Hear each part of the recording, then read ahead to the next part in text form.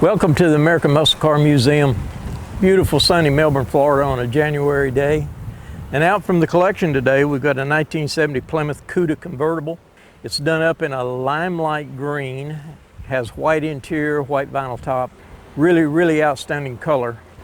The car has a 440, 375 horse motor in it, running it into a 3-speed 727 torque flight transmission. Going back to a Dana 60 rear end in it. This 1970 was the first year of the E-body cars. They were getting away from the Valiant style cars from the early Cudas, Barracudas. The E-body cars were a lot lower and a lot wider.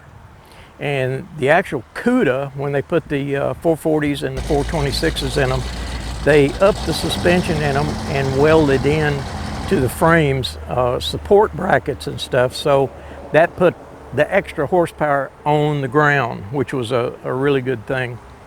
All of the impact colors that they had out were, of course, this lime light. Vitamin C, lemon twist, in violet, and tor red are another way for owners to personalize their Barracuda. And they were all really new for 1970. I mean, nobody put out these kind of colors, so that was really attractive to these Cudas anyway. And of course, the high horsepower small cars, all the street racers and drag racers jumped on those in a hurry. So this little car is really well optioned. Automatic transmission, air conditioned, power steering, power brakes.